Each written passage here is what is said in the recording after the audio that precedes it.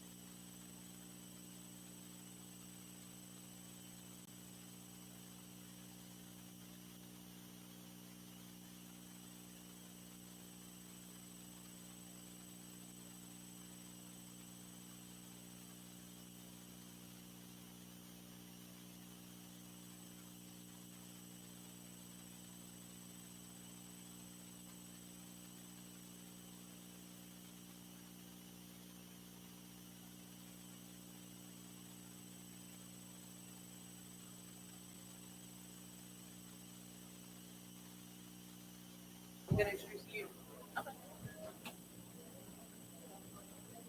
This is why I'm not a basketball player. I walk right up to the garbage and I throw it on the floor.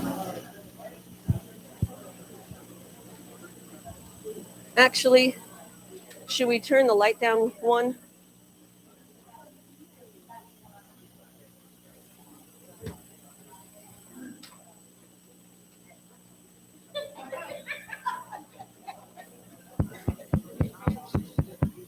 Welcome, everyone.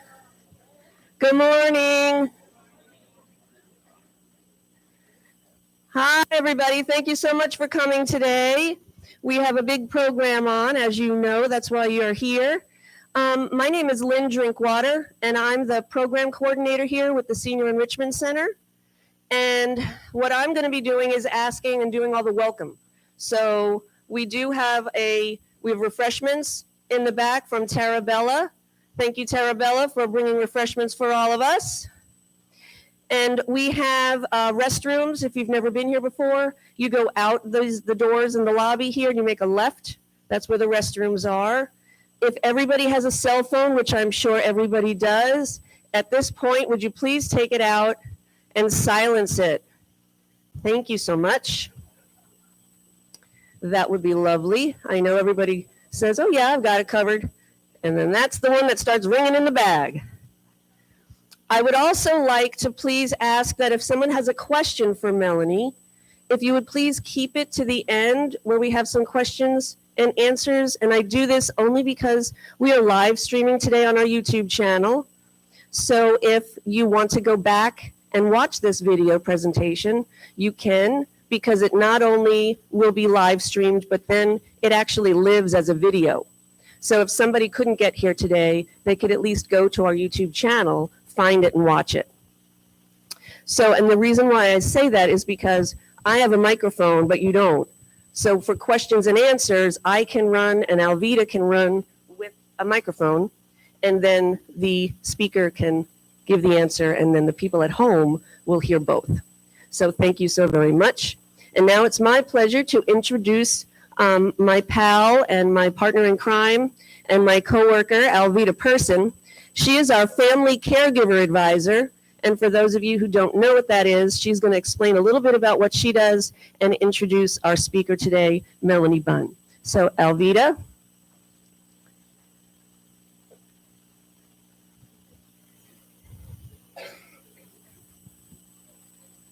Thank you. And thank you for not losing your patience with me earlier for trying to sit everybody in a seat that was available, because it's not my first rodeo and things become a little hectic when the actual program begins. So here's Alvita. Thank you so much. Thank you.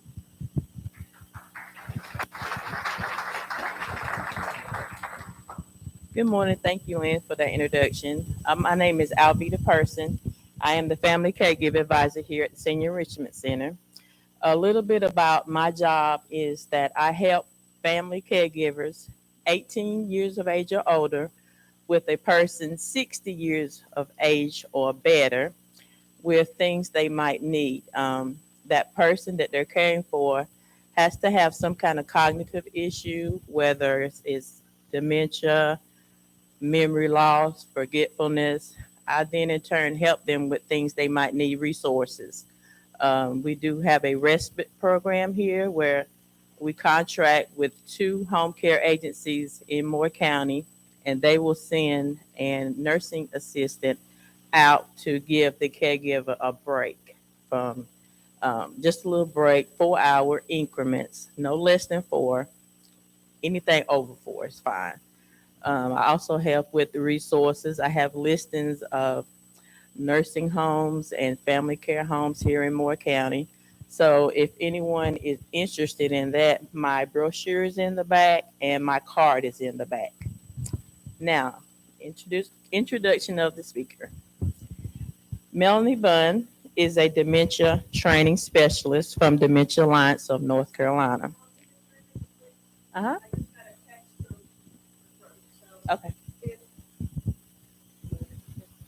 So did somebody leave a white car running? There is a white Acura license plates Ken-3010. It's actually running and it's in the road in the parking lot. So does anybody in here have that car? Okay, thank you very much. Melanie Bunn is the Dementia Alliance Training Specialist from Dementia Alliance of North Carolina, Consulting Associate at the Duke University School of Nursing, and trainer, Positive Approach to Care. Ms. Bunn also leads her consulting company, Bunn Consulting.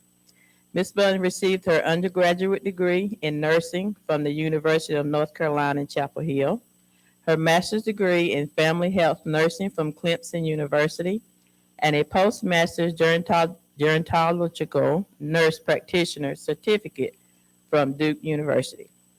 She is a skilled and experienced advanced practice nurse and nurse educator, conducting over 200 presentations and trainings annually to health professionals, community organizations, first responders, family, and other groups focused on the care and needs of people living with dementia and their families. She was part of the award-winning Accepting the Challenge DVD with Teepa Snow.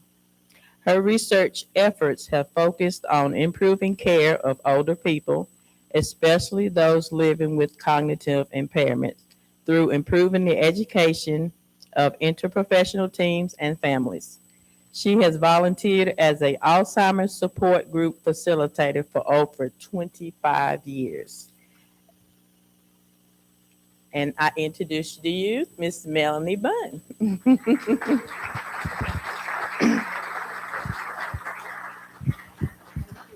welcome. I keep telling people I'm fine with she's a nurse from Raleigh. And they keep kind of doing all this stuff. But I'm Melanie, I'm a nurse from Raleigh. And it's really good to be with you. And to be quite honest, it's good to be anywhere besides in my kitchen on Zoom. And I am just glad and thankful that we can be out and about and together again, because dementia didn't stop during COVID. You know, dementia kept on. And so there are people who had questions before COVID, and now we continue to have questions now. So hopefully by the end of this bit of time that we spend together, we'll answer some of your questions. If not, you can ask them at the end. I'm going to plan to stay around for a few minutes if you want to talk one-on-one about some things, but let's go ahead and get started with what are we here to talk about. So I really think in my career as a nurse and in my career as a consultant, that one of the ways I spend a lot of my time is with people calling me. And people will call me and they say, can't you make him, and go ahead and fill out the blank. What would some of those things be? Can't you make him take a bath? What else? Get up. What else? Brush their teeth. What else? Or can't you make her stop groaning, stop roaming, stop talking? And so I get these calls, and the reality is it's so complicated. If it were easy, y'all would all know what to do, right? And the challenge is we as human beings are all preciously unique. We as human beings are all preciously unique. And so when our precious and unique brains develop brain change, we take our humanness with us. And so what works for one person might not work for somebody else, and what works might not. And so basically we're talking about people who are in brain failure. Now say that with me. So I'm a nurse. Has anybody in here ever had anybody in their family or in their community who had congestive heart failure? Okay, so saw your hand first. So somebody with congestive heart failure, what kind of symptoms are you going to have? Shortness of breath. So you be short of breath. I'm your nurse. Sweetheart, breathe better. Okay. Now, you could breathe yesterday. I breathe fine now. Has she always been stubborn? Yes. So as long as you've known her, is that going to help very much? How many of y'all want me to come back to your house? So think about somebody with kidney failure. Now, would you lean forward for me a minute? Go, kidneys, go. Go, kidneys, go. Filter that. Would that work? Why not? They forget. So that person with kidney failure, if they could filter the blood, they would filter the blood. That person with congestive heart failure, if she could breathe, she would breathe. And that person with brain change, if they could, then they would. So say it with me. If they could, then they would. Say it loud. If they could, then they would. Because the reality is, they want you in the bathroom just about as much as you want them there, as you want to be there. They would much rather be able to what? Do it by themselves. But because of the brain change, things are getting really complicated. So when I get those calls, can't you make her do this, or can't you make him stop doing this? People always want me to fix. Look at these three things. We've got the person living with dementia. That's the person who got the brain change. We've got the care partner. That's the person who's trying really hard to help. And we've got the environment. So when people call me, what do they want me to fix? They want me to fix the person living with dementia. So look at the person next to you and point your finger at them and say, you need to concentrate. Go ahead and do it. If you're on Facebook, point at the thing and point your finger and say, you need to try harder. Go ahead and do it. Now point your finger at that person next to you and say, don't you remember? Now tell me the truth. How do you feel about that person next to you? Like this or like this? Yeah, you're not feeling so good, right? Because what happens is people are doing the best they can, and their brain is changing. So within that world, they're doing the best they can, but it gets really complicated because life starts to get difficult. So you are my daughter, and you love me very much, don't you? You love me so much, don't you? You love me so much that when you got me to stop driving about 5 years ago, you promised that you would take me to church. And so now every Sunday morning for 5 years, who's been taking me to church? My daughter. Now this coming up Sunday, my daughter's going out of town to a wedding. Would you mind coming up with me so the Facebook people can see you?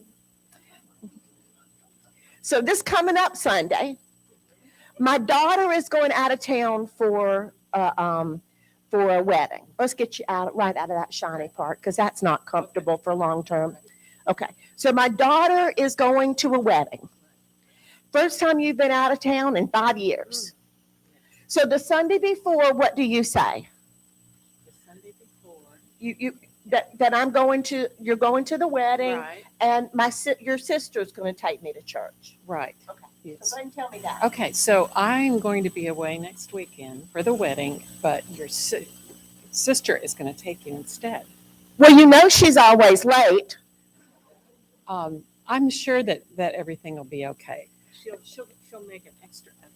Well, her being on time is like telling the leaves not to fall in the winter. Oh my gosh. Well, what shall we do? Well, I think you should just come and take me to church. Uh-huh. Well, we're doing the best we can. Well, your best is not very good. Oh, You're kind of worthless at this. yes, I am. But Well, I just don't like all this goings on, running all over the place all the time.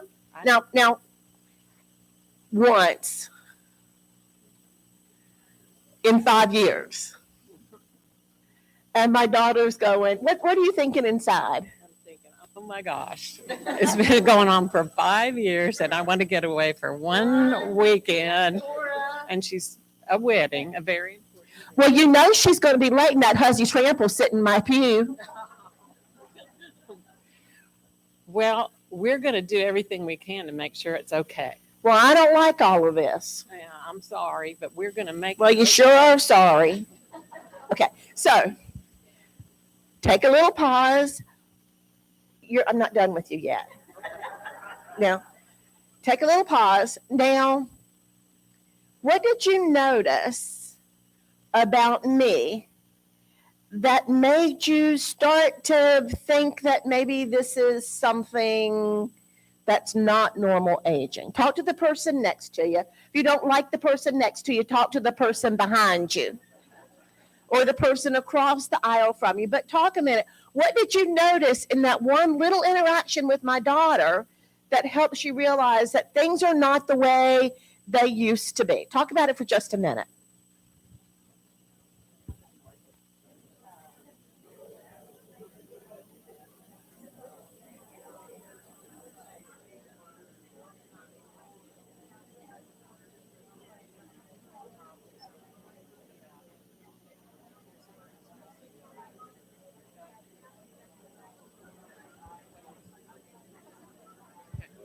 Okay, so what did y'all come up with? What did you notice was different about me? Or started to get your interest a little bit? What did you notice?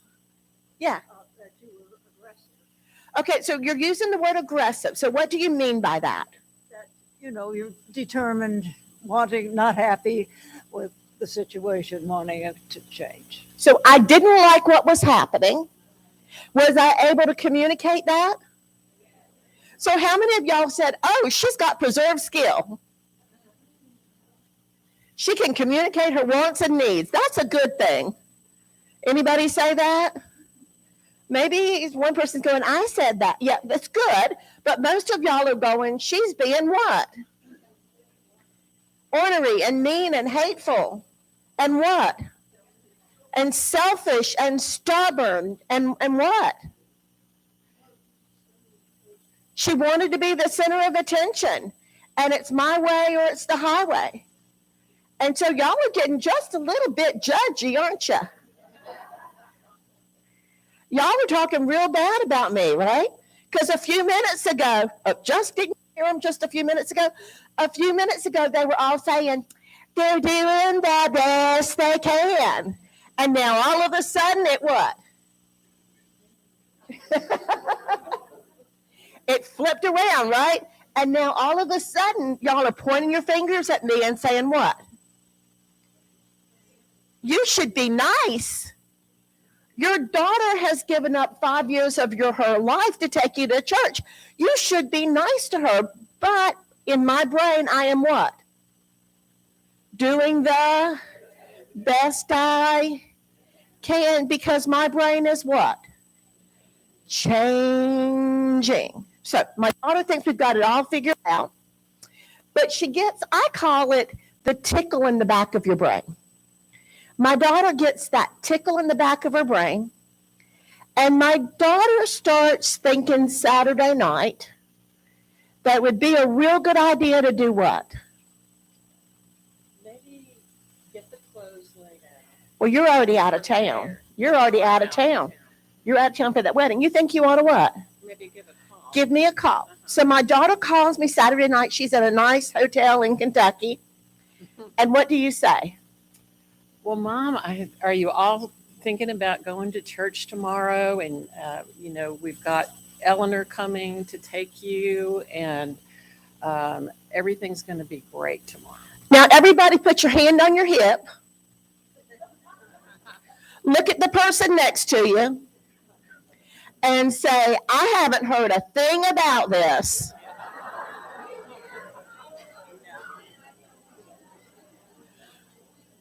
Because that's what's coming next, isn't it?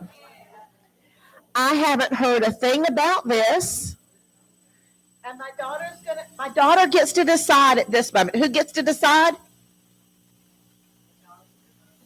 Everybody point at her. She gets to decide what happens next. Because if her brain is changing, it's changing because of what? because of pressure from her mother, because of stress, because of sadness, because things are not the way they used to be, because she's a responsible, loving, caring daughter. So if her brain is starting to change, it's changing in a chemical, temporary way. My brain is changing because of what? Because of my dementia. So my daughter gets to decide. So now point your finger at the person next to you and say, don't you remember? And my daughter's not going to say that, are you? My daughter is not going to say that. She is not going to say, don't you remember? I think, am I supposed to be on this side or this side for Facebook? Where's my lady? So let's come over here. We'll not have you in the thing, but we'll come over on this side a little bit. So, oops, yeah, that's better? Yeah, that's okay. All righty. So I forgot which side. There's a flag, but there's also a flag. Right, right. Sorry, Facebook people. So my daughter's not going to say, don't you remember? You know why she's not going to say, don't you remember? Because she's already tried that in the past. And guess what? I don't remember. So saying, don't you remember? Everybody stand up for a minute. Stand up. Now stand on one foot.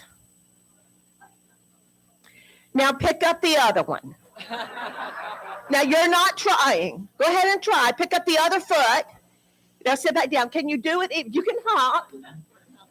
But can you really do it? Even if you try really hard?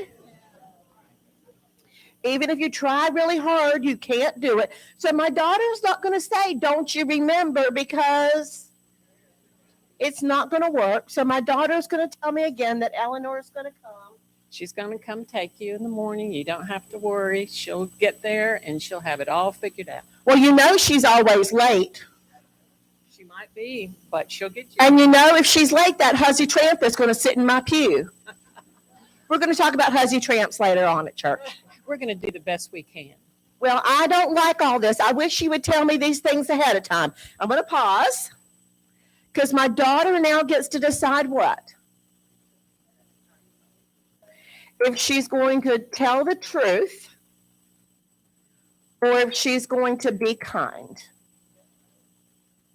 Because she can tell me, let me ask y'all something. How many of y'all like to be right? Put your hand up in the air, put it in the air up high. How many of y'all like to be right? And when you're right, you not only want to be right, you want what to happen? You want everybody to say you're right. You want everybody to tell you you're right. So my daughter wants to be right too. But my daughter realizes that in this situation, she gets to choose. Is she going to choose to be right or to be kind?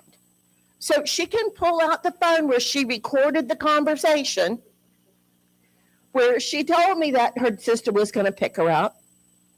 And she can pull out the picture of the note she put on the refrigerator that says, Eleanor is going to pick you up for church Sunday morning. She can try all of those things. And what's going to happen if she does that? It's just going to make me angry and distressed. And so we're going to wind up doing this. So find somebody and put your hand up like this. Put your hand up like this on somebody's hand. Go ahead and put your hand up. Now, give your person a little push. Now, when you push, what does your person do? And then what do you do? And then what do they do? And then what do you do? And pretty soon, you're turning red in the face, and you're starting to sweat, but you're not going anywhere. So my daughter in this moment gets to decide what? I'm going to be kind. And being kind doesn't mean she's going to lie to me. I mean, she's not going to say, oh, yeah, I never said a word about this. I'm just, she's not going to lie. But she's going to use some magic words. And she's already used them once. Look at the person next to you and say, I'm sorry. I'm so sorry. I'm so very sorry. I'm so very sorry. Because if you don't say it, you will be. So my daughter is going to say, I'm so sorry I didn't tell you. well, that it wasn't clear. I'm so sorry. it Because wasn't clear. I didn't tell you is what? Yeah. So Okay, yeah, and you don't want to lie to me because I'm your mama. that's right. Down deep in my heart and my soul, I know. So you get better at finding ways to agree with something that you can agree on, and that's one of the best steps towards being positive.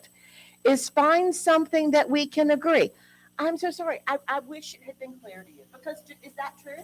Yes. Oh, yes. Yeah, because you Mhm. do wish it was clear to me because Right. you do wish my brain wasn't changing. Right.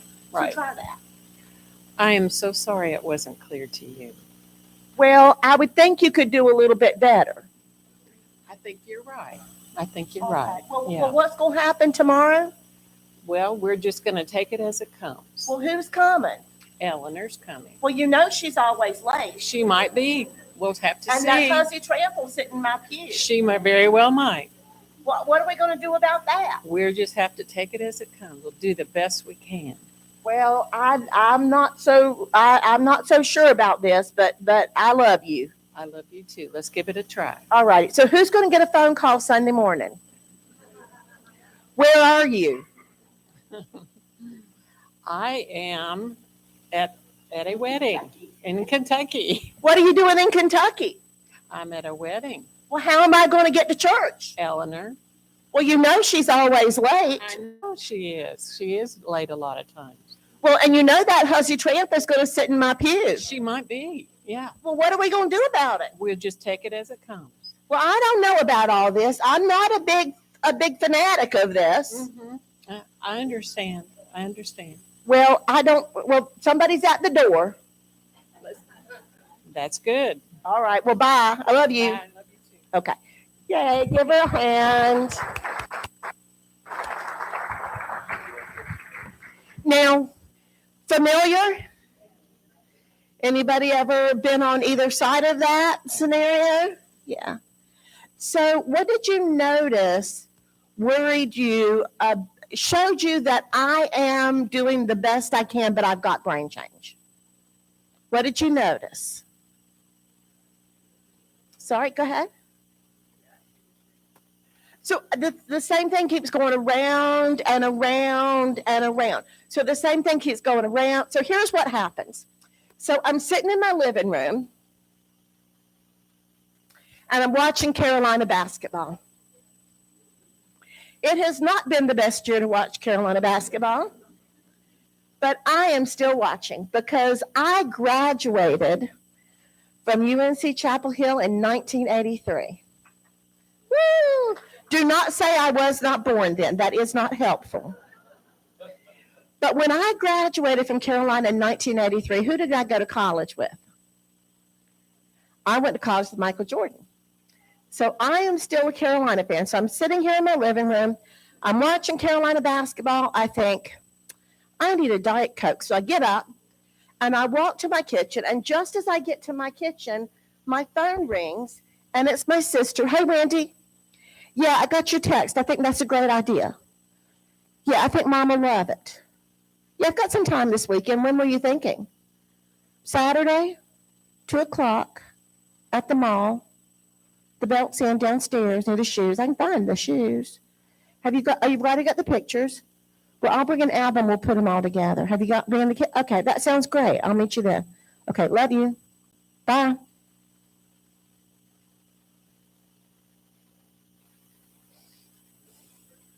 What's my problem? What am I doing in my kitchen? Y'all had that happen? Take a deep breath, let it go. You're probably okay. Because what most of y'all are going to do is what? Walk back to the living room, and right as you're about to sit down, what happens? Diet Coke. So if that's what happens to you, pat yourself on the back. You're fine. But because what we're able to do is put information on the conveyor belt of memory. It's called working memory. So I dropped in Diet Coke, and then I added Saturday, 2 o'clock, Belks, downstairs, near the shoes, pictures, album, kids. When kid hit the conveyor belt, what fell off the front? Diet Coke. And so if that's what happens, you're okay. Well, what will I do with the plans to meet my sister?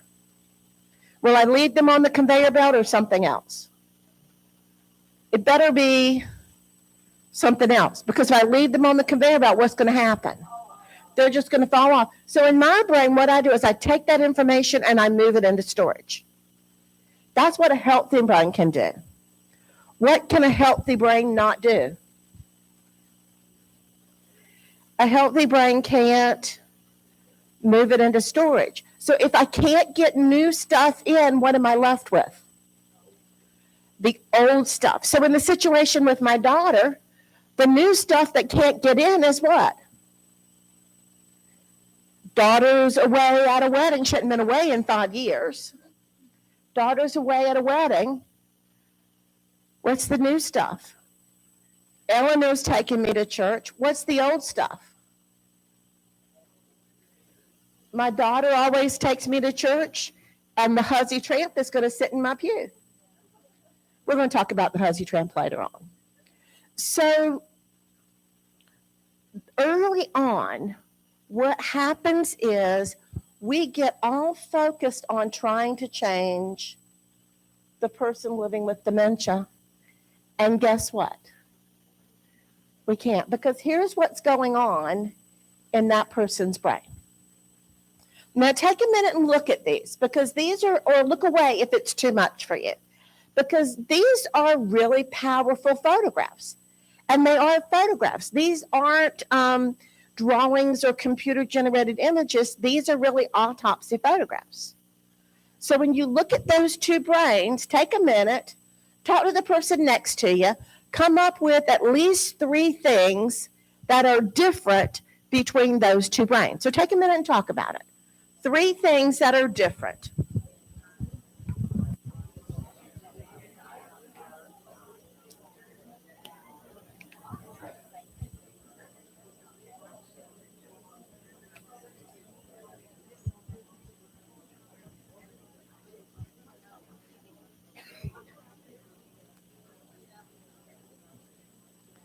All righty, now talk to me. What do you notice? What's different?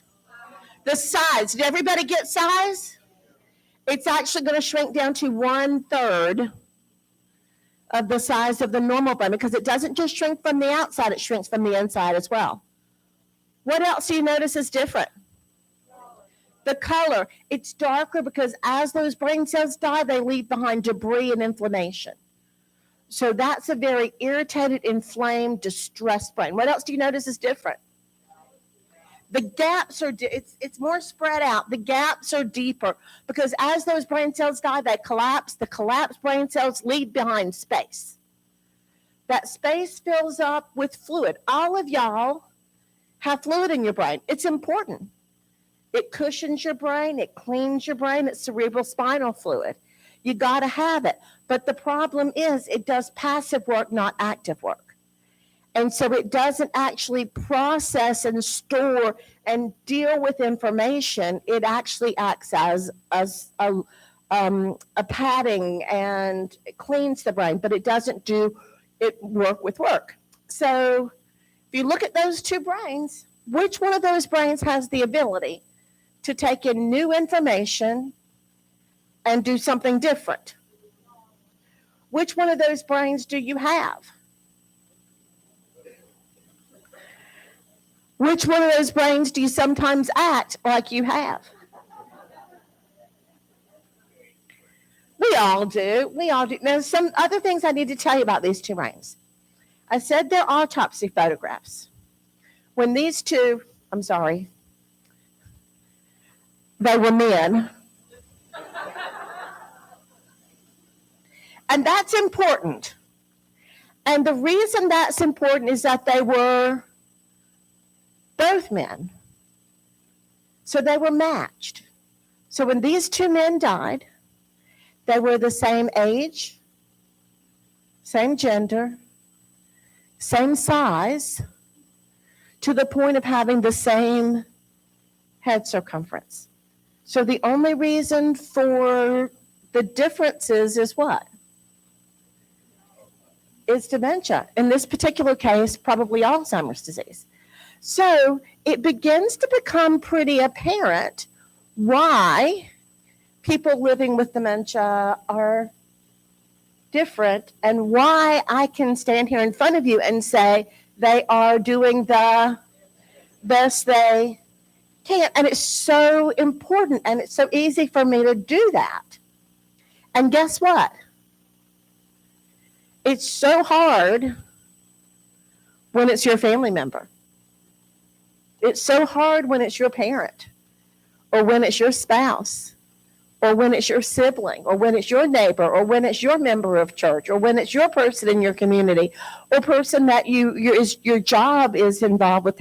It's much easier when it's me talking about these imaginary people than when it's somebody who is in a different situation, who's close to you, who means something to you. So I'm going to tell you a little story. I did some work with an adult day program, and one of the things we loved to do was to go out and eat lunch. It's kind of fun, isn't it? Get out of the building, go out and eat lunch. When you go out with a group of people with dementia, do you want to go right at lunchtime? You don't want to go right at lunchtime. This particular day, we did not get out early, which meant we were going out what? Late. Which was another whole set of problems. So everybody's a little hungry. Everybody's a little hangry. We're going out to lunch. We're walking through the restaurant. And everybody walks by. And the lady who was sitting right there had gotten her food. Not at our table, but at a different table. She'd gotten her food. And she had the best smelling hot French fries you have ever smelled in your life. Do you know how good hot French fries smell when you're hungry? She had hot French fries, and they smelled so good. And so everybody walked by and went, I'm getting French fries. And the next person walked by and went, I'm getting French fries. And the next person walked by and said, I'm getting French fries. And the next person walked by and went, got some French fries. Now, tell me you haven't thought about it. Every single person in this building has thought about it.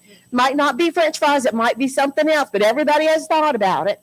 And so your people behind went up to the lady and said, oh, we're so sorry, she's got dementia. We'll pay for your meal. And the lady said, oh, I didn't eat all the French fries anyway. My aunt's got dementia. I understand. It's okay. Don't worry about it. Everybody went on. Everybody ordered French fries for lunch. Everybody was fine, except for one person. And the one person who wasn't fine was the lady who picked up the French fries, her daughter. Now talk to the person next to you. What do you think was going on in the mind of that daughter? So talk about it. So embarrassed was one. Talk about it. What else do you think?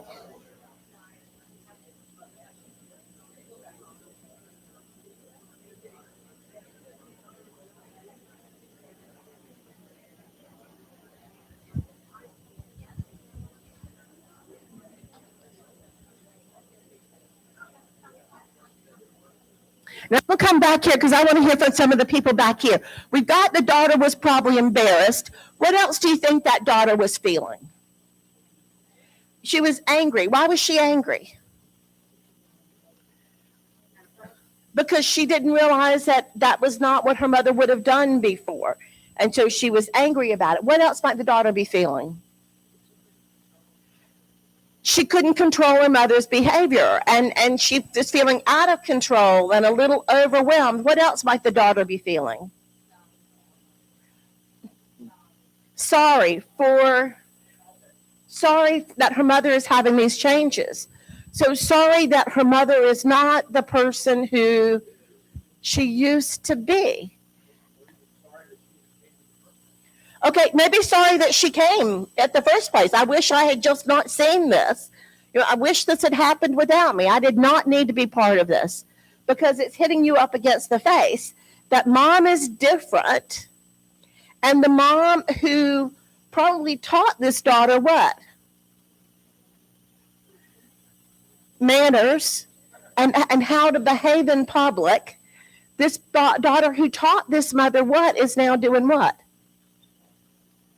Picking up French fries off of someone's. So I think it's the whole range of emotions. So it's really different for those of you who are living through this as a personal relationship. It becomes really different to hold on to. She's doing the best she can. He's doing the best he can. They're doing the best they can. It's hard to hold on to that because it's much deeper and more personal and much more meaningful when it's your person. Yeah. So this is what we're talking about, and this is the part of the brain that's the memory part. So put your fingers right here. This is your hippocampus. This is where, now none of these changes happen all at once. They happen slowly. So for Alzheimer's disease, do this with me. Start up here like this and do a straight line down. It's kind of like that. It's kind of a slow, progressive change. For vascular dementia, do this with me. It's a little bit more stepwise, and that's because of the way that condition responds to the brain. But for dementias, it's kind of going this way. So it doesn't happen all at once. It happens as time goes along. So the early thing that happens with memory is that difficulty in getting the new stuff in. What have they all got left? They've got the old stuff. What do they struggle with? Getting the new stuff in. And that's what my daughter went through, right? Because the old memory was, my daughter takes me to church. The new thing is my daughter is out of town. As the disease moves on, do this with me. Things start to get scrambled. So I used to believe things kind of go like this. And now I've realized things become disconnected and really scrambled. And so life begins to get really complicated. So what happens is my husband, and we've been married for 60 years, my husband comes to get in bed with me.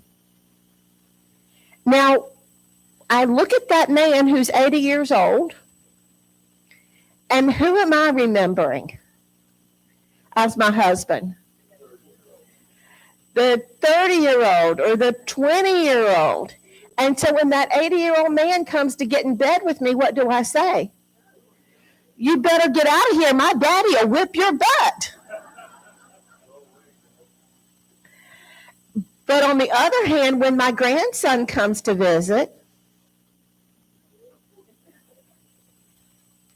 he might find out things about grandma that he really didn't want to know. Because that's why a lot of times people will remember the daughter-in-law and not remember the son. Because in the box of photographs of daughter-in-law, what's in there? All of her being a grown-up. And in the box of pictures of son, what's in there?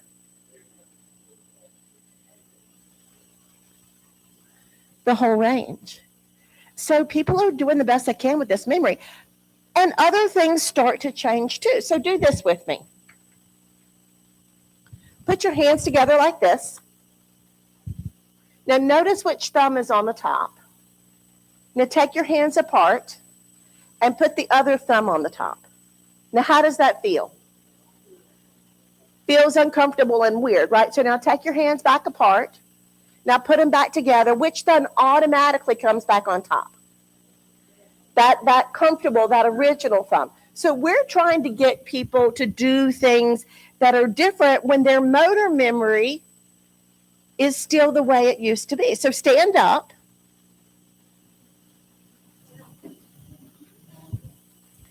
And now face kind of towards the side because I want you to be able to take a step. Now, if you were going to start walking, just take a couple of steps and go back. Now try to start walking on the other foot first. Does it feel weird? It feels pretty weird. So what is starting to happen? That's a demonstration. You can sit back down now. What did that feel like when you tried to do something in a different way? It felt strange. Was it easy or did it take concentration? It took concentration. So we in our brains have something called motor memory. That's a real strength. It's something that holds on. That's why when I get in the car, put your hands on your lap. Now, if you were going to make a left-hand turn, which way would you move the turn signal? How many of y'all had to move your hands to know that?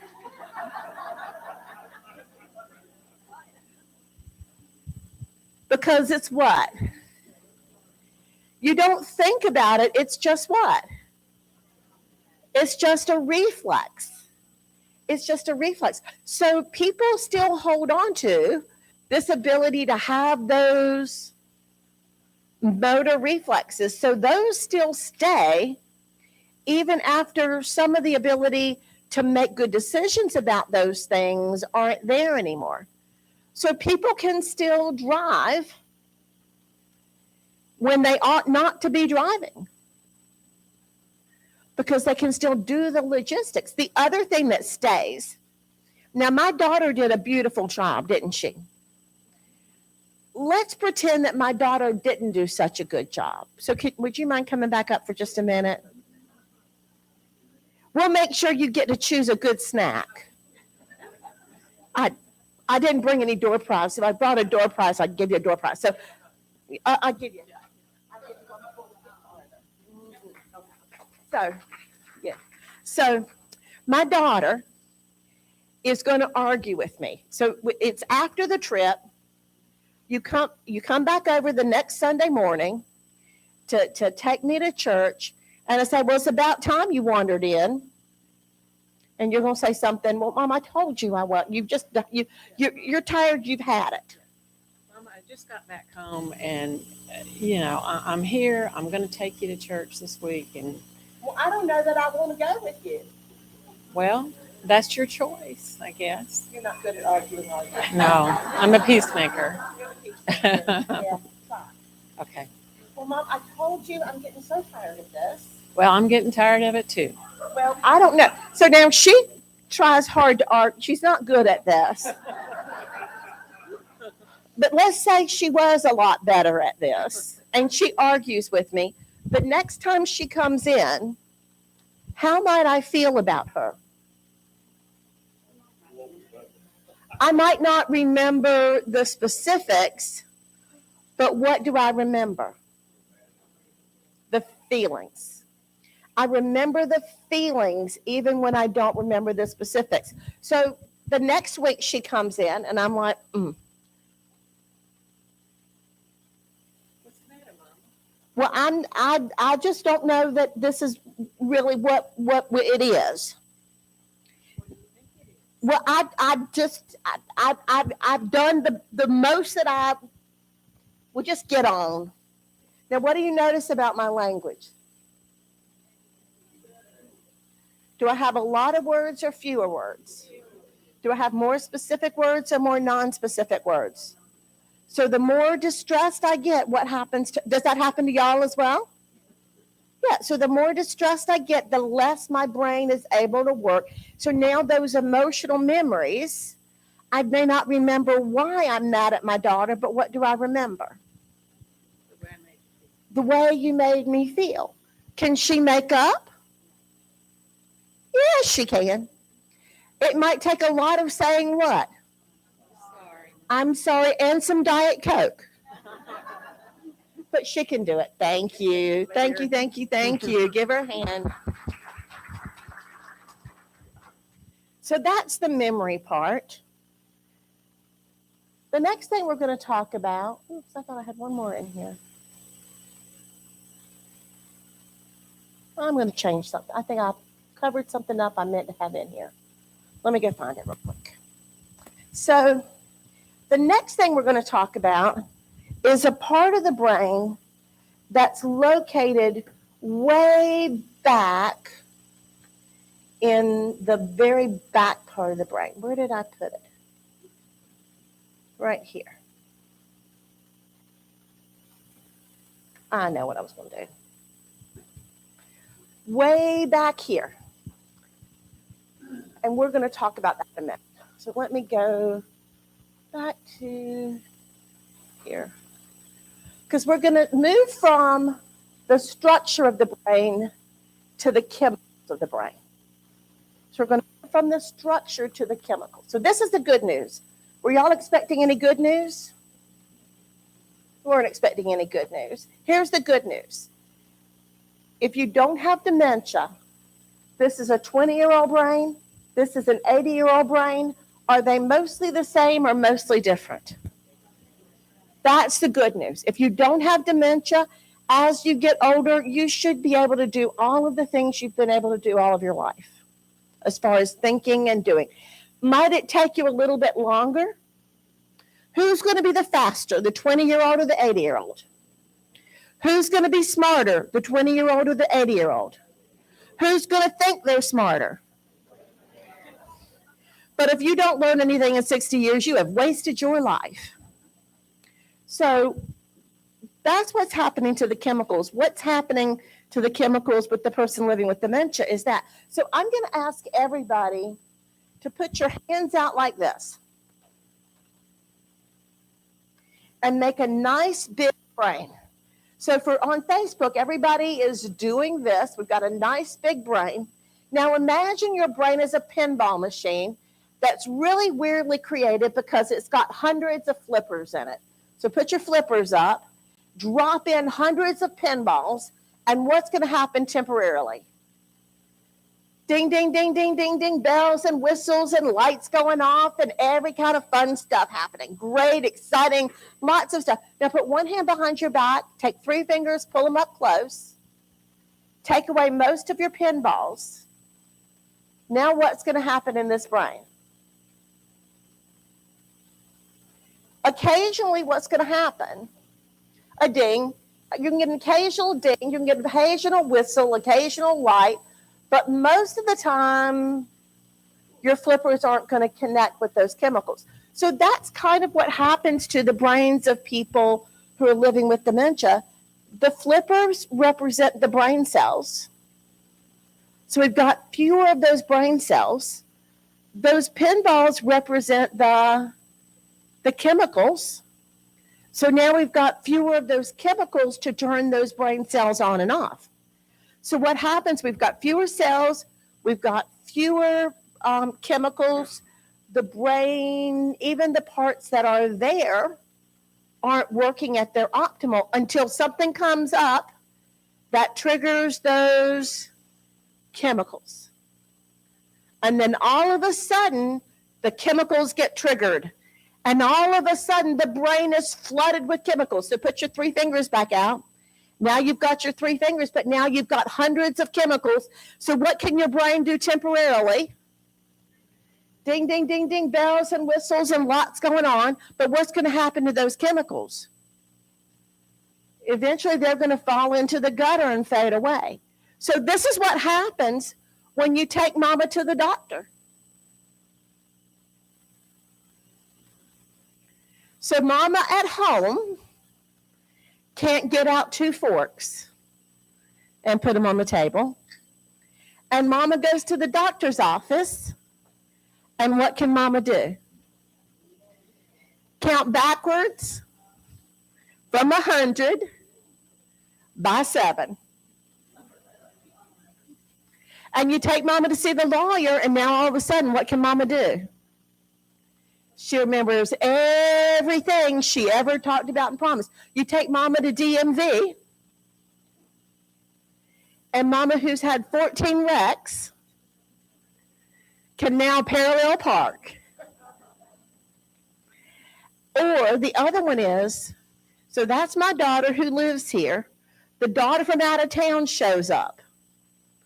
And when the daughter, you're nodding your head, what happens when the daughter from out of town shows up? All of a sudden, Mama can what?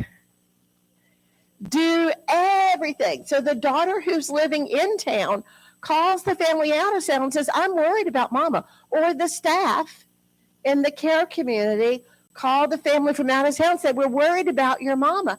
And she's not doing well. She's not eating. She won't get out of bed. And as soon as that family member from out of town walks in, what happens? All of a sudden, they can say things and they can do things that they didn't used to be able to say or do. Is it that they're faking it? It's not that they're faking it. It's that they're doing the best they can, but their brain is changing. So let's go back. Let's put your hands up here like this, like that, for Alzheimer's. That's vascular dementia. Now do this. That's those chemicals.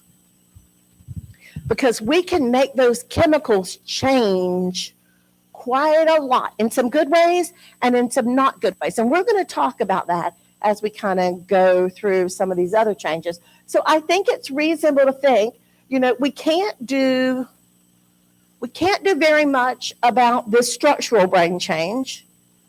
We can do stuff sometimes about this chemical brain change, but we can't really predict it because I might do something to you and it might make you really angry. And I might do this to you and it might make you cry. And I might do the same thing to you and you might run away. So I can't really predict how people are going to react and respond. We can't do anything about what type of dementia the person's got. Because dementia is a category, and underneath that category of dementia are lots of different conditions. So it's like if I'm going to visit you and I know you've got an infection. Do I want to know what kind of infection you've got? Yeah, because I want to know if you've got COVID or if you've got an infected thumb. I want to know what kind of infection you've got because I want to know how to help you and protect myself. So if I'm going to see somebody with dementia and I don't know what kind of dementia they've got, it kind of puts me at a little bit of a disadvantage because those different dementias are different. If you've got some questions about some of those specifically, we can talk about that later on. I also want to know about where you are in the progression of dementia. So where you are in how long you've had dementia, where you are in what's working in your brain and what's not working in your brain, where you are with your memory and your language and all. And we can talk about that if somebody's got some specific questions about that later on. So there's not a lot we can do to fix the person with brain change, but that's not bad news, right? Because we've still got what? Ourselves and our environment. So we've still got something we can do. So let's think about what we can do about ourselves. So I'm asking everybody to stand up.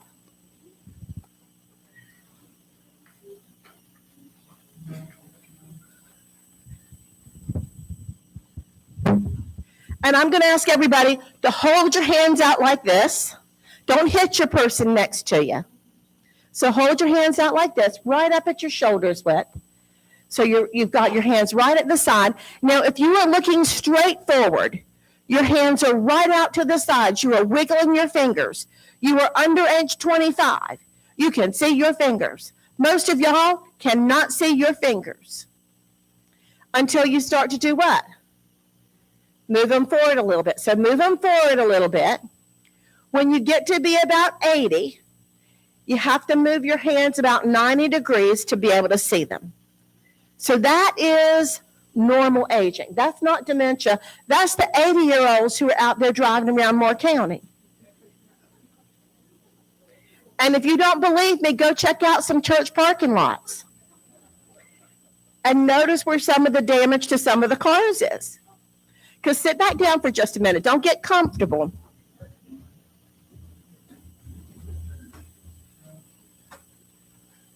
But while you're sitting down, what I want you to do is put your hands around your face like this. So that is the visual field of the 80-year-olds out there driving around Moore County. Now imagine you're you're getting ready to make a left turn. So you put on your turn signal, you check your rear view mirror, you check your side view mirror. Go ahead and do it. Check your rear view mirror, check your side view mirror. Now keep this around your head. Now check your blind spot and see how far you can see. Now come back to the center. Now drop your hands. Now check your blind spot. And what do you notice? You can see a lot further when you've got your whole visual field. So that's what happens with normal aging. So now put on like a mask around your face, like a scuba mask. So this is the visual field of people out there with dementia driving around Moore County, because they're out there. Now, you're sitting at a stop sign, and you usually turn right at the Walgreens at this stop sign. But when you're sitting there with this visual field, what can you not see? The Walgreens. So what do you do at the intersection? You go straight through and you wind up in Raleigh. So people with dementia get turned around because what? That visual brain change, that visual field. They don't see things, and it's kind of like you don't know what you don't know. You don't know you're not seeing what you don't know you're not seeing, and it gets worse. So stand back up. Stand behind your chair.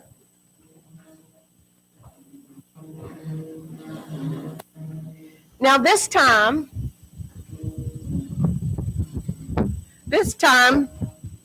put on binoculars.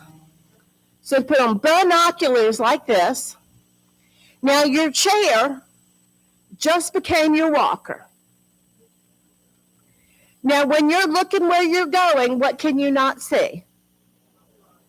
Your walker. Look down at your walker. When you're looking at your walker, what can you not see? So you can either see where you are, or you can see where you're going. So now find a partner. So one person sit, the other person stand. So find a partner. So we may have to go find you somebody else. One person sit, the other person stand. One person sit. If you can't find a partner, I'll be your partner. Okay, so I'll be your partner. Is there anybody else who doesn't have a partner? Okay, do you want to come be her partner? So she's going to be your partner. Can you come be somebody's partner back there? The Terabella person, can you come with me? You're going to be somebody's partner, so come on. So she's going to be your partner. So do you have a partner? Yeah, you've got a partner. So if you'll come up, would you go over there with her? Do you mind being her partner? She can be your partner, so y'all can slip through there. You need a partner over here. So who else is back there? Hey, would you come up here and be a partner? Ma'am? Oh, there's another one. Would you come be her partner? So you'll come be her partner. Point them out. Anybody else need a partner? Would you come be my partner? Okay, great. Come on up. Okay.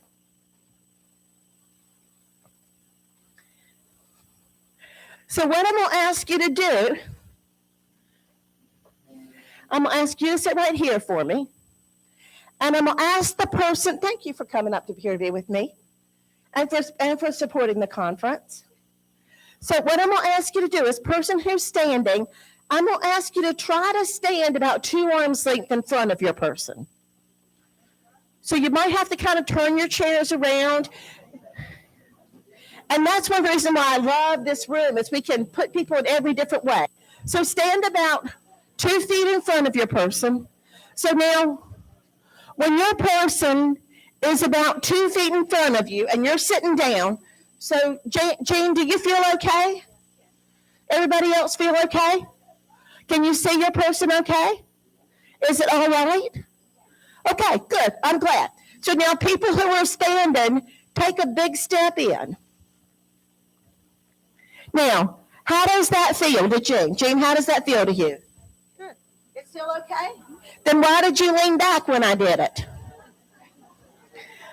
Because Jane's going, oh yeah, it's fine.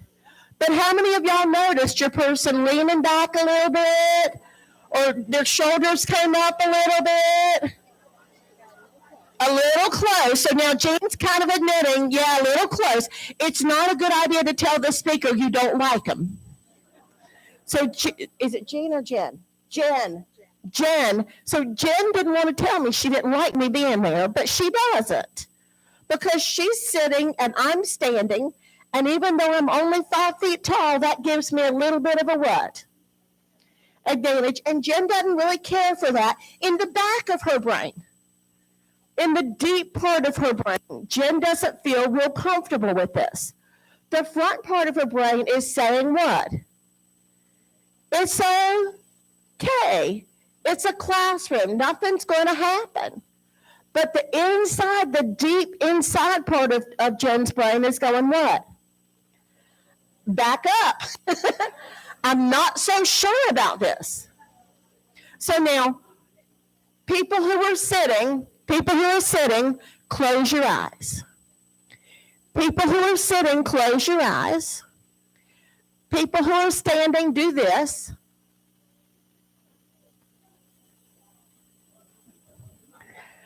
Open.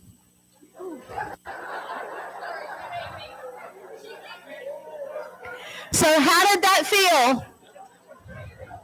So people who are sitting, do you like them or do you wish they'd go away?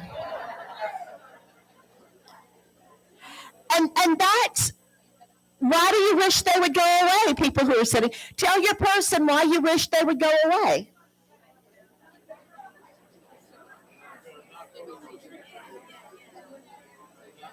Something else.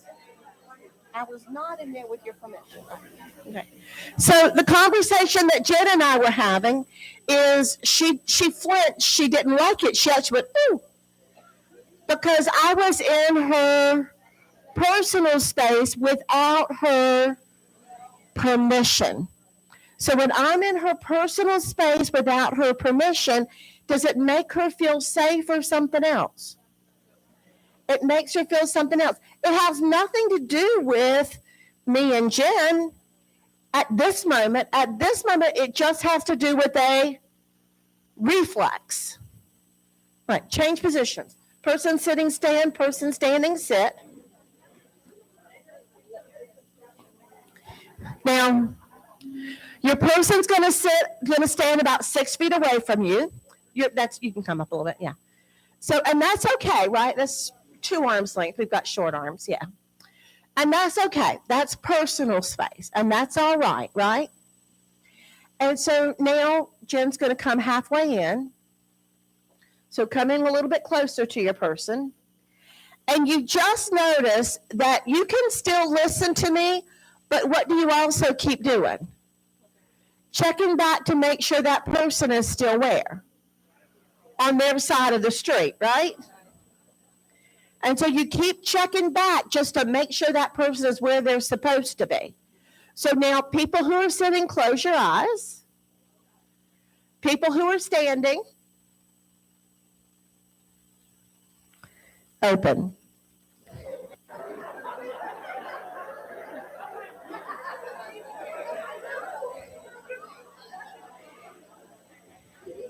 Did you feel it? It's kind of deep inside, isn't it? So let's try something else. Are you more back up a little bit? And do you notice how the room got quieter when your person moved back? What was happening when the person was closer? Oh, your volume was up, and it was little nervous giggling, right? And it wasn't back off, witch. You know, it was and so it wasn't happy giggling, it was what? It was that nervous, uncomfortable kind of giggling. So I'm gonna have Jen come about halfway in. Everybody have halfway in. Now, person who's sitting, I'm gonna have you close your eyes, put your binoculars on, close your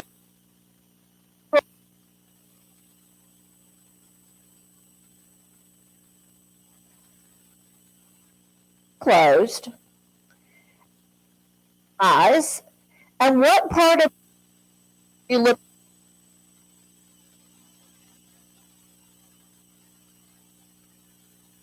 getting that? Switch now. It keeps breaking up. I think it's probably the way I was holding it. I am betting that when you opened your eyes like this, you were looking at something between here and here, right? Now, there are a lot of interesting things in here. A lot of interesting things. Interesting, but not necessarily what? Helpful. Change positions, person standing, sit, person sitting, stand. Kind of relax in your chair. I think it's because I'm putting it under my arm. And Okay, because sometimes they do go in and out. I know. I think it's because I'm not holding it really well because I have to have both hands. My brain doesn't work if I don't have both hands sometimes. So get about arm's length away from your person. Person who's sitting, close your eyes, put on your binoculars, just kind of relax. Now open your eyes, and what part of your person's body do you see? And it's probably, again, there, somewhere in here. And there's lots of interesting stuff there. And so there might be jewelry there.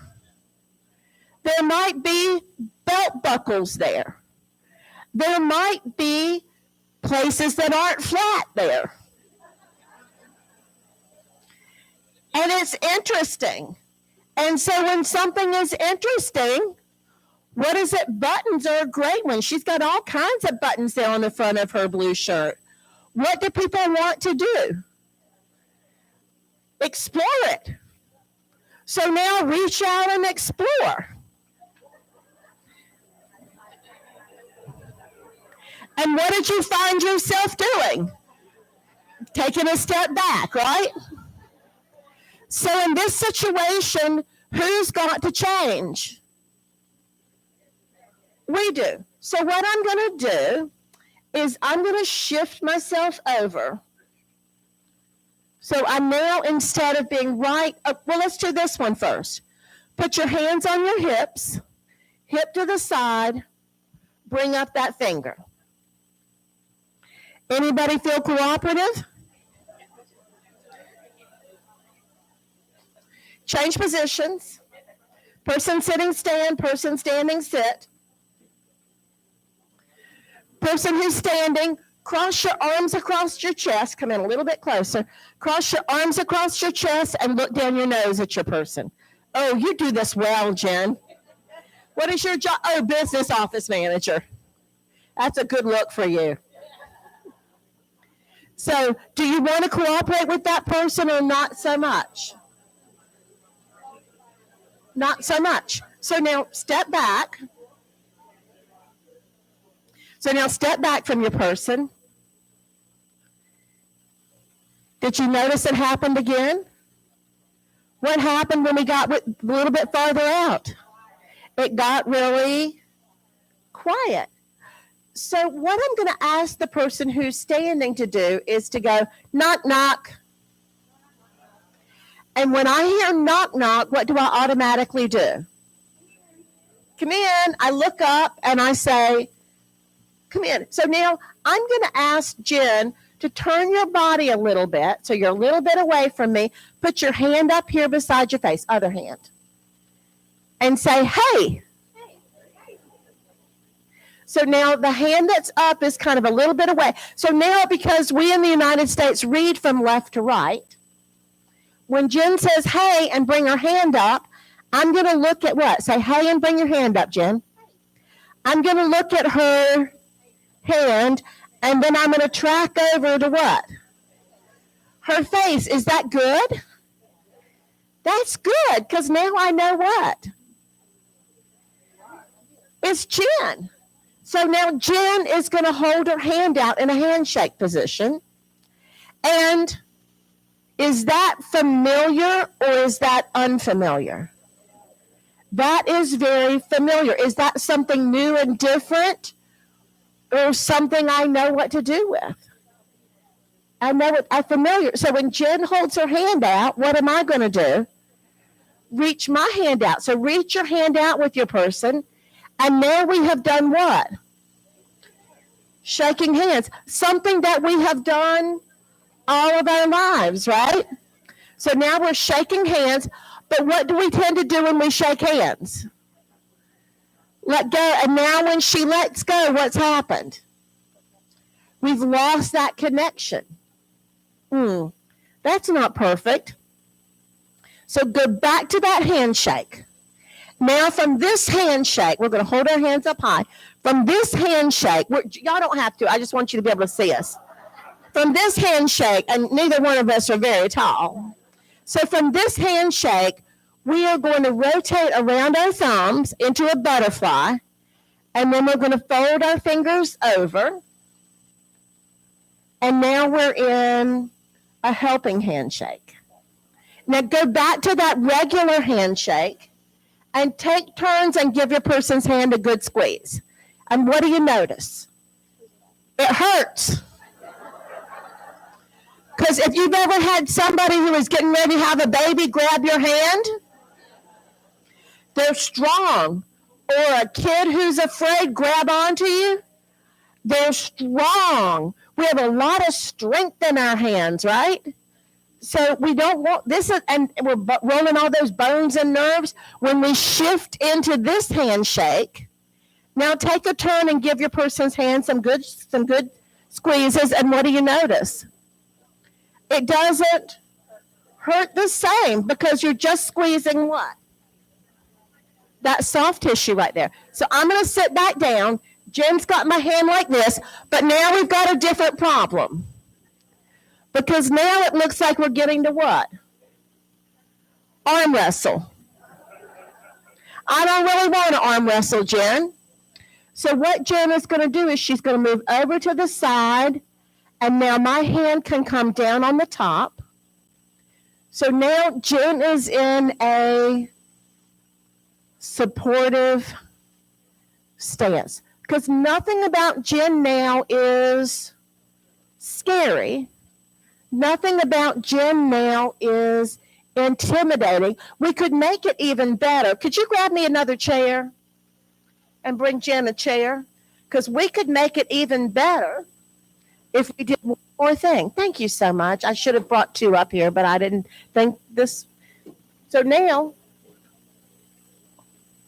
we can make it even better if Jen does what? Sits.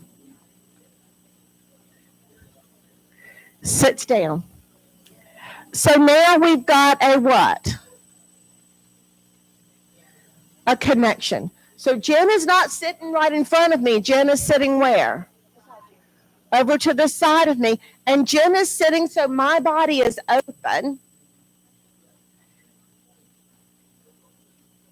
Yeah, so y'all might actually face the back, but we'll figure it out. So my body is open, yeah. And let her hand come on top, the person who's being helped, yeah. So see how that, so let's try that all together. Go stand back up there, Jen. Give me a knock knock and a hey. And come forward slowly, shake and shift And now take a seat. So now all of y'all try that 3 times. Try it 3 times. Knock, knock, hey. Knock, knock, hey. Hand up. Move in slowly. Shake and shift. And move over and sit down. Try it one more time. Knock, knock, hey. Hand forward. Move over, shake, and shift. Nice. And patting is okay, except when it's not. Right. So try just putting some pressure instead of patting. Okay. You can put pressure on my hand. Yeah. Or you can put pressure under my elbow. I'm a light pattern, not a hard pattern. Yeah. And the light patting tends to feel kind of creepy. The light padding. Light padding is kind of, okay, so Jen and I are having our own conversation up here. So Jen says she's a patter. Yeah, she's a patter. And that's a real common kind of thing, right? And who do we pat? Patting is okay. But patting is also kind of what? It's kind of stimulating. And so if you're trying to get me going, patting me is what? Getting me going. But if you're trying to connect and calm, I love that that's so lovely. That pressure feels really good. So with your person, just kind of pat your person and then just kind of give some deep pressure. And you can kind of feel the difference. I like that part a lot. Change position. Person standing, sit. Person sitting, stand. Person standing, sit. Person sitting, stand. We're going to give the other person a chance to try it. So person who's standing, knock, knock, hey. Hold your hand forward. Move in slowly. Jen. Hey, it's Melanie. I'm great, and you? Good, Jen. I love your hair. It's so pretty. Hey, Jen, let's go look in the mirror. Okay. All righty. Okay. Nice job. So do it a couple more times. Knock, knock, hey. Knock, knock, hey. Move in slowly. Shake and shift. And sit. All right. You can go back and sit down when you're comfortable. Thank you so much. Give Jen a hand.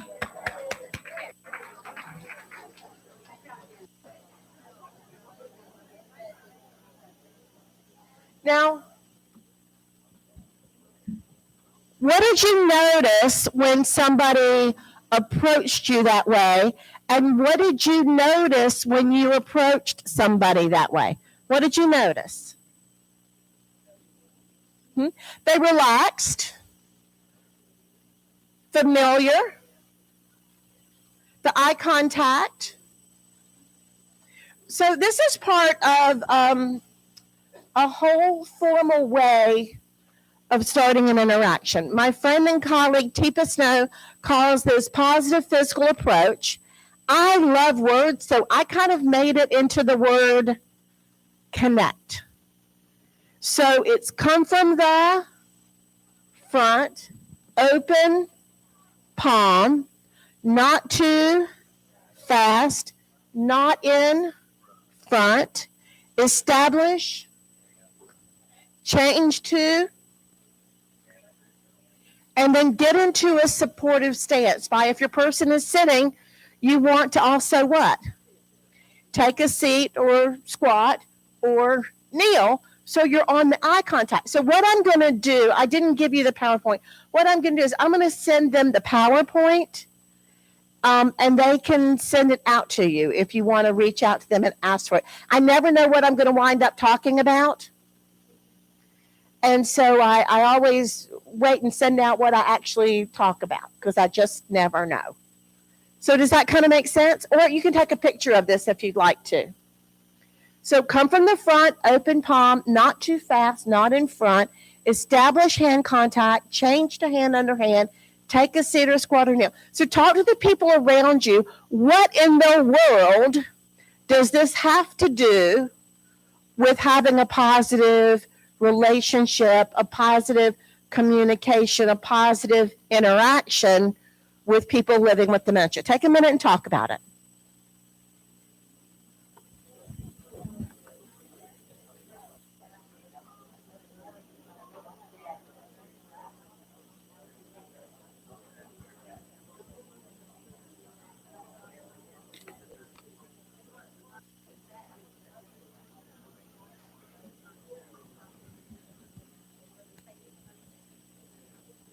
All righty, so I'm going to come back here.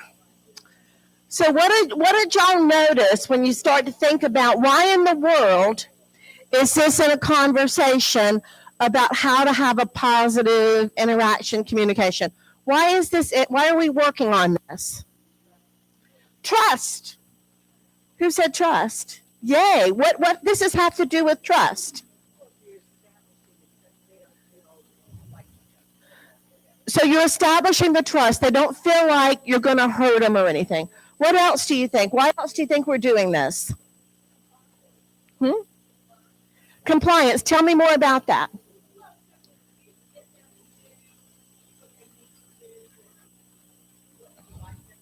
Right. So I have a better chance of making my helping helpful if I have a good relationship. What else do you think we're working on this? To get into a routine.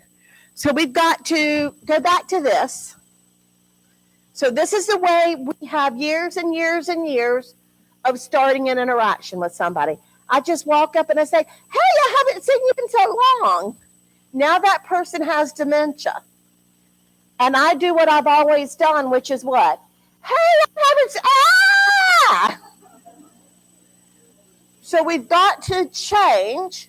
So put that other hand on top, that other thumb on top. And that feels really what?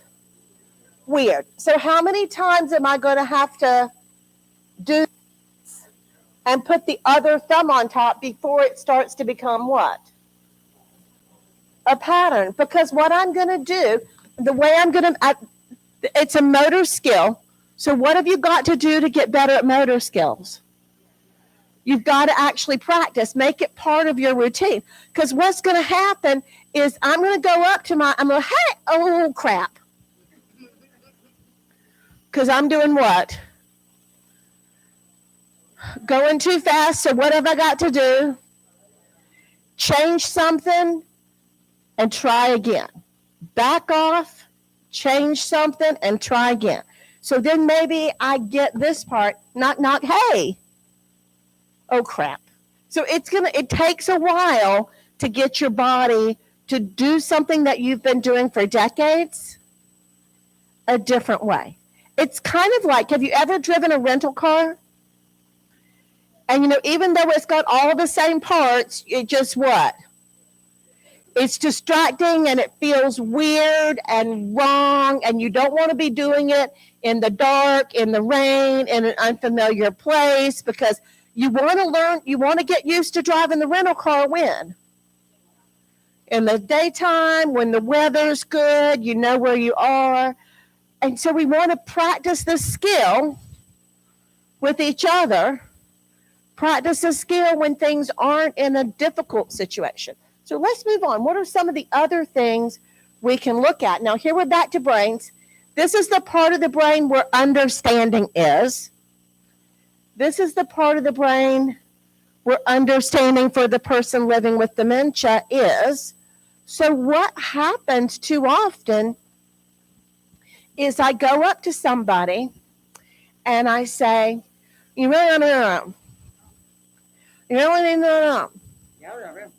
And then I go to, no. So what happened was what? I went to help her and well, what was your problem?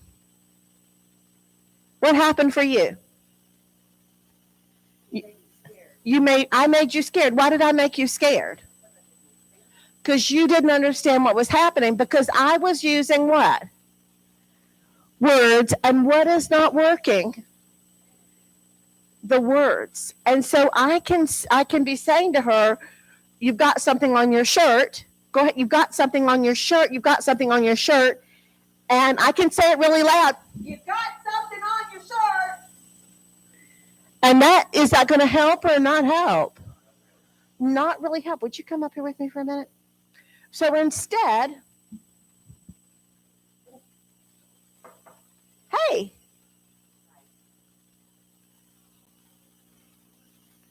It's Melanie. Melanie? Hey. I'm Lynn. Lynn. Hey, Lynn.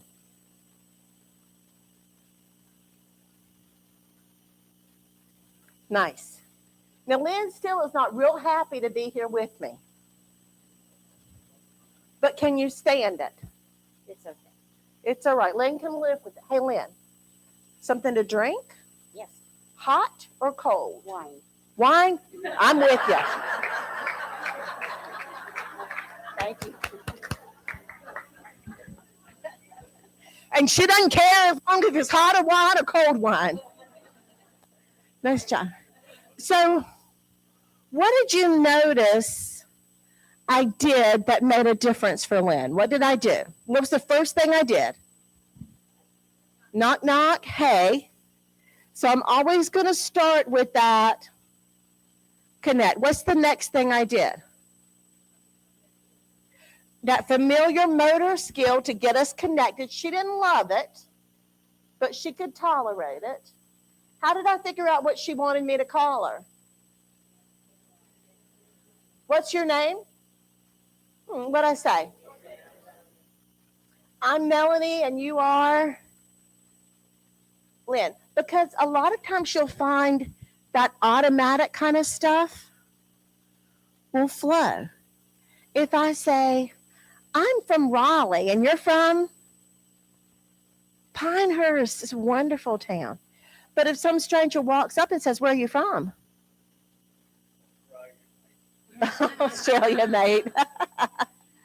So what did I do after I got Lynn's name? I pointed at myself, and then I pointed at, and then what was Lynn able to do? So let me ask you, how many of y'all would rather wipe it off yourself or have somebody else wipe it off for you? Don't tell me, I don't want to know. Because there may be some of y'all out there who, that sounds real good, but let's not talk, that's not kind of a talk. So this idea that people don't understand the words, and this gets us into so much trouble. I'm a nurse. We do this in healthcare all the time. I walk up to somebody and you know, the nurse or the doctor or the social worker or the whoever says, so are you taking your medicines? Are you taking your medicine? What does the person with dementia do? You're not having any pain, are you? You're sleeping okay at night? Yeah. So you're not driving anymore, are you? I think you're doing great. Come back in 6 months. And the family behind is going what? So I gave her some chances. I gave her, how did I find out what was going to motivate her? Wine. I said something to drink. And I gave her a visual cue and she got real excited about that. And then what was my next question? Hot or cold? And she said, wine. And that works, right? So did I say, Lynn, what do you want to drink? Lynn, you got to tell me what I'm glad I'll get you anything you want, but what do you want? Lynn, what do you want? You want something to drink? Because if I ask, do you want something to drink? What is the answer almost always going to be? Because I'm going, wah, wah, wah, wah, wah, wah. And the answer is no. So, yes, ma'am. What's that?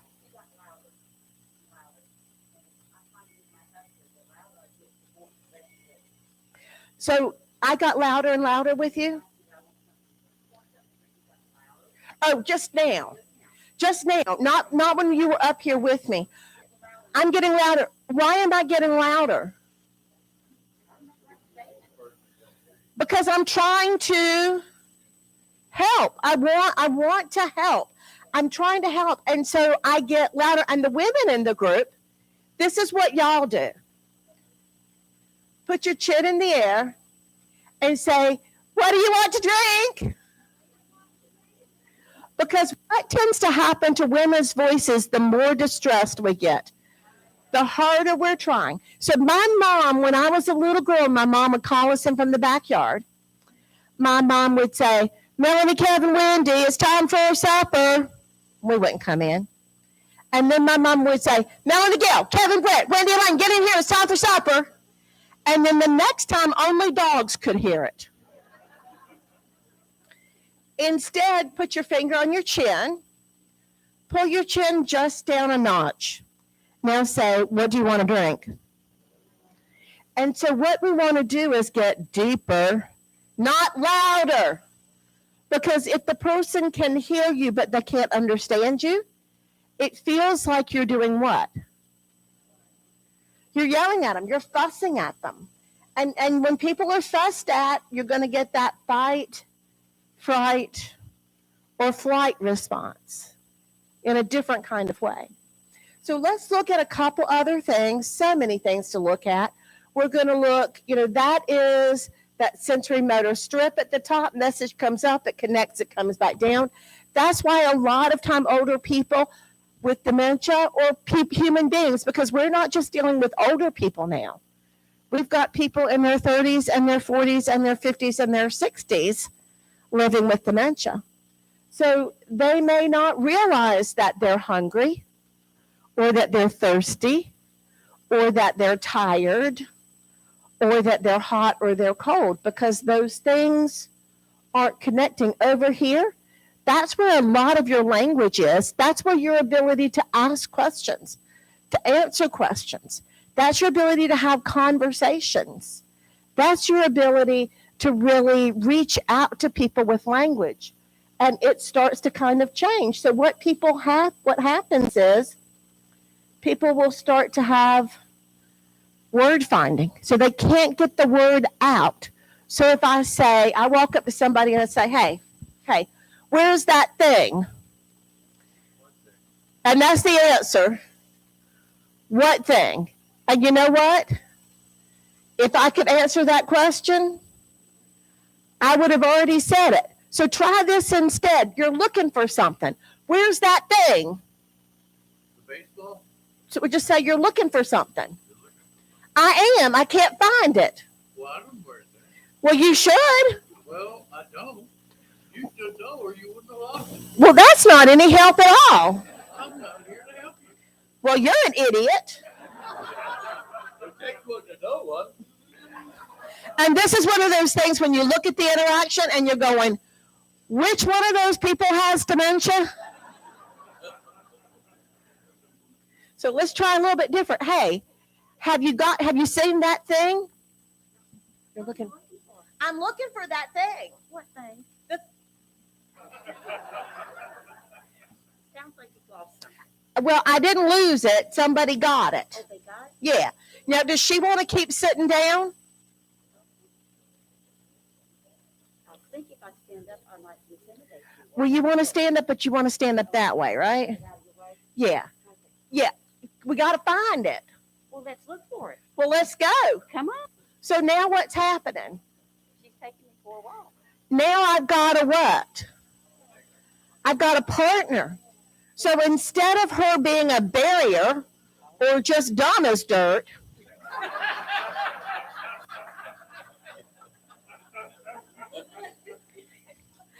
I've got a what? I've got a partner.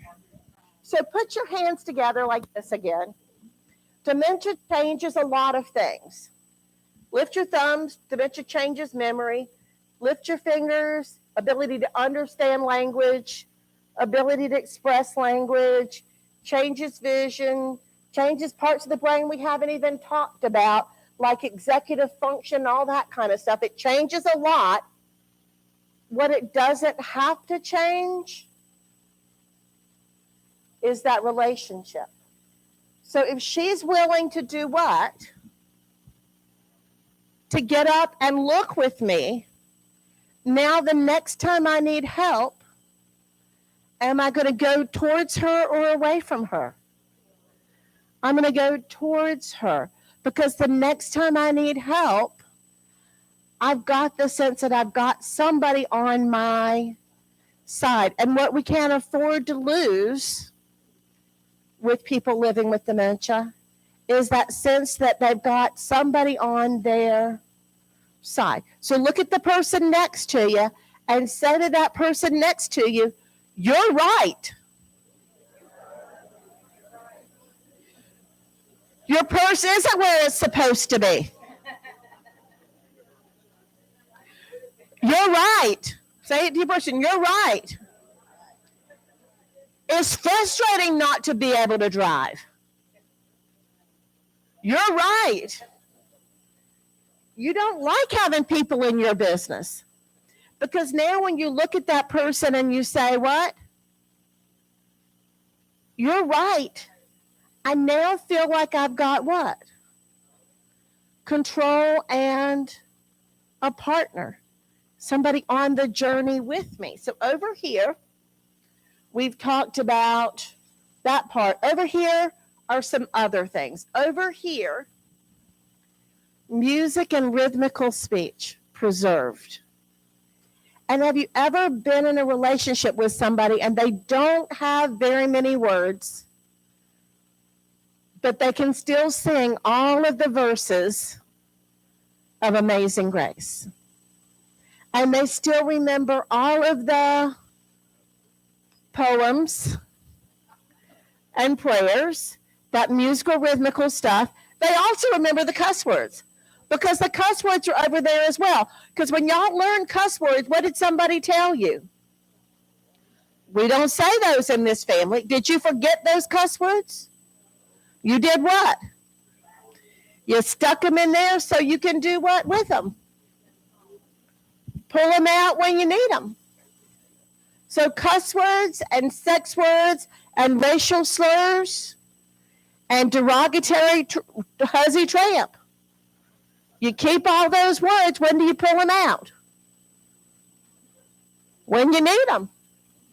If I go to my car and I slam the trunk of my car on my fingers, my favorite cuss word is going to come to the front of my brain. I am not going to say it out there in the Moore Senior Enrichment Center parking lot. I'm not going to say it out there. I'm going to take a deep breath. I'm going to pause. I'm going to say, Lord, have mercy. Oh, man, that hurts like a big dog. But I'm not going to say the cuss word because I have other words to substitute. If I've got dementia, what might slip right on out? All of those cuss words. Are you going to make it better if you scold me? Look at the person, shake your finger at the person next to you. Don't say that. You know better than that. That makes me just want to say it at you. The third thing that's over there is that kind of automatic chit-chatty. This makes it real complicated. Because what happens is I've got dementia and I go to church and I'm leaving church and I say, well, hey, sweetheart, it's good to see you. Well, you look beautiful. Thank you for coming. I'll see you soon. Hey, sweetheart, how are you? Good. It's good to see you. You look beautiful. Come and see me. Hey, sweetheart, how are you doing? You look beautiful. Come and see me. And so they think I'm what? They think I'm fine. My daughter is saying what? Things are not going well. But from the people who just have these little chit-chatty, little superficial, people who talk with me on the phone, think everything is what? Fine, because we talk on the phone and they think everything is fine. So that is something to be aware of, because you can use that to connect, but you can't really use that to really communicate information. So lots of other changes. This is the last part of the brain we're going to look at. I need another 2 hours. I'm just saying, I need another 2 hours. This is an important part of the brain. This is the part of the brain that's up here. This is the part of the brain that's in charge of things like impulse control. That's why when you opened your eyes and your person's face was right there in front of you and you wanted to do what? Push them away or scream, or you didn't do that. You shoved it down because this part of your brain was in charge. If you have dementia, what part of your brain is no longer in charge? This part. So what do you respond to? I'll show you. Let's go back a little bit to this. So if you look right here, this is that prefrontal cortex. This is where logic and reason is. On these, red is where glucose is being metabolized. It's where the brain is firing hard. So up here, the brain is firing hard.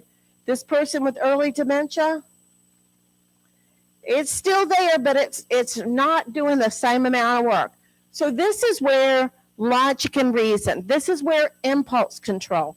This is your ability to look at a complicated situation and see your perspective accurately, to look at a complicated situation and see other people's perspectives, to be able to put all of that together and come up with a logical response.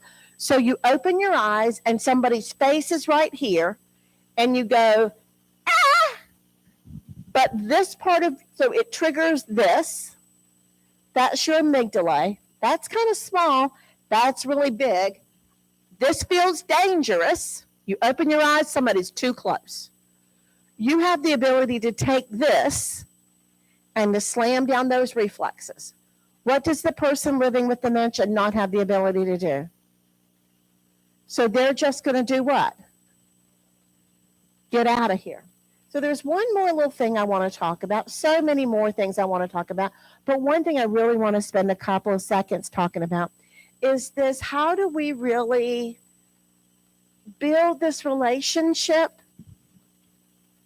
when we're living in different worlds? So the world I'm living in, you need help. The world I'm living in, your children aren't toddlers anymore. Your children are grown. The world I'm living in, you can't live by yourself. The world I'm living in, you ought not to be driving. The world the person living with dementia is living in is all of those things are what? Fine. My children are little. I remember the way things used to be. So how do we respond when we're living in different worlds? Because if you try to explain to me that my husband died 15 years ago, does that make the world a better place or a more scary place for me? A more scary place for me. And so we're going to go through 3 steps. I do a lot of work at Duke. I love my work at Duke, except it's complicated.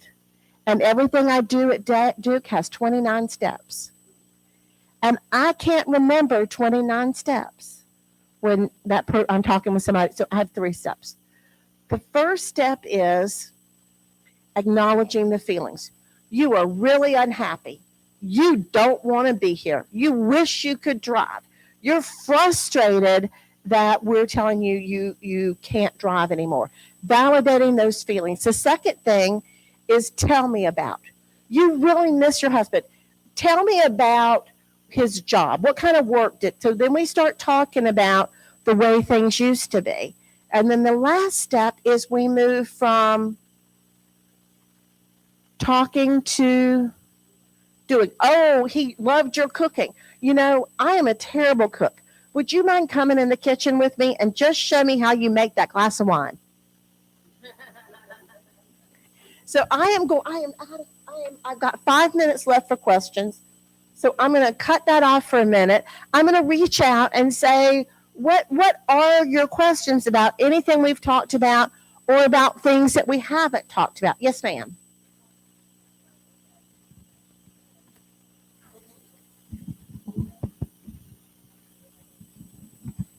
Okay, so someone who had a hemorrhagic stroke, that's probably going to be considered a vascular dementia. But here's the thing where it gets complicated. If somebody can have strokes in their brain and also have Alzheimer's disease in their brain. So people can have more than one thing happening in their brain at one time. So a hemorrhagic stroke and dementia would kind of fall under that category of vascular dementia, but it doesn't mean there aren't other things going on as well. What's another question? Yes, ma'am. Yes, sir. The diagram, is this dementia always affect the vision? So you're talking about the pictures? Ahead of the brain, you talked about vision. Vision, yes. Is it, with every person with dementia will have some vision problem? Yes, at some point. Now, it might start early for some people and late for some people. Would that account for not knowing which way to turn? Would that account for not knowing where rooms are in a house?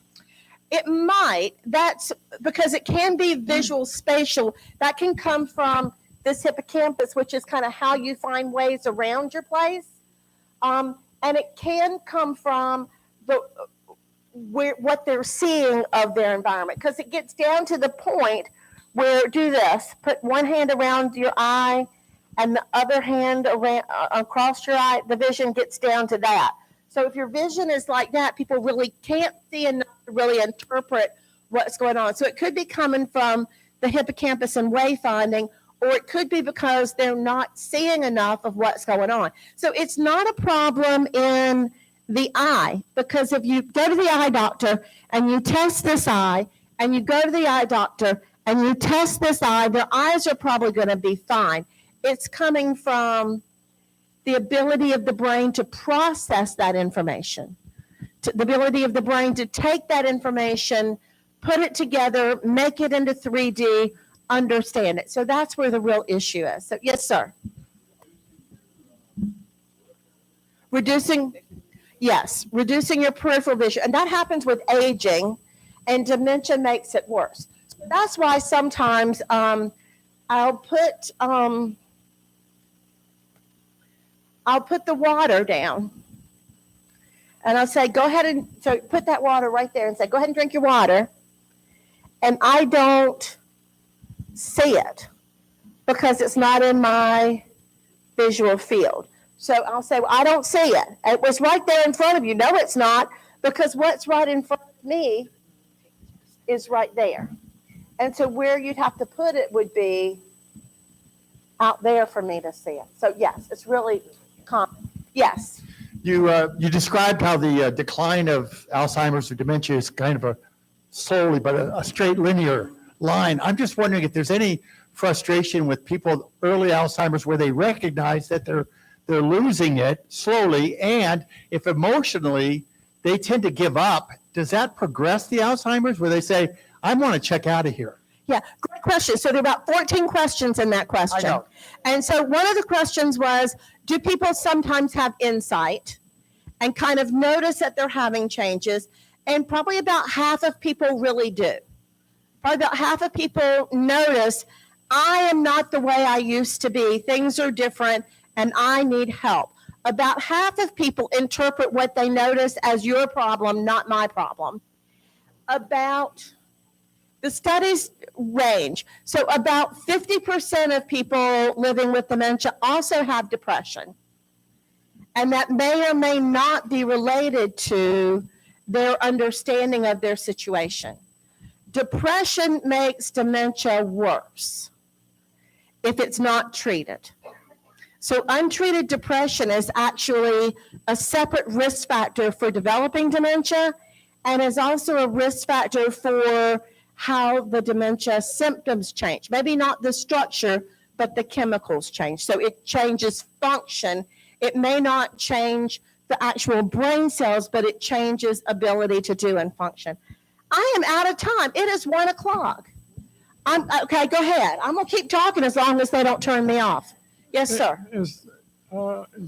Hey, is a reason, Yeah, hold it real close. a reasonable statement is that you cannot reason with a person with dementia. Is it a reasonable station that you cannot? Yes. So because this part of the brain is where logic and reason is. And so if you compare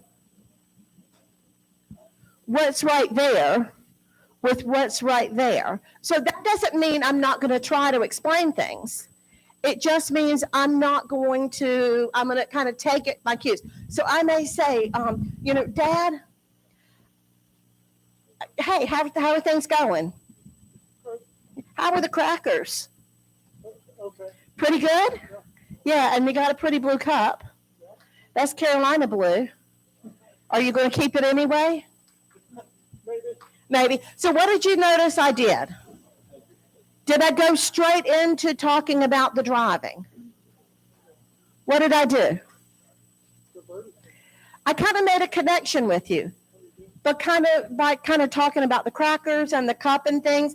So I don't want to go in, Dad, you can't drive anymore, because that's going to make your brain not able to accept and process and work. So my best chance of getting it to work is to make that connection with you.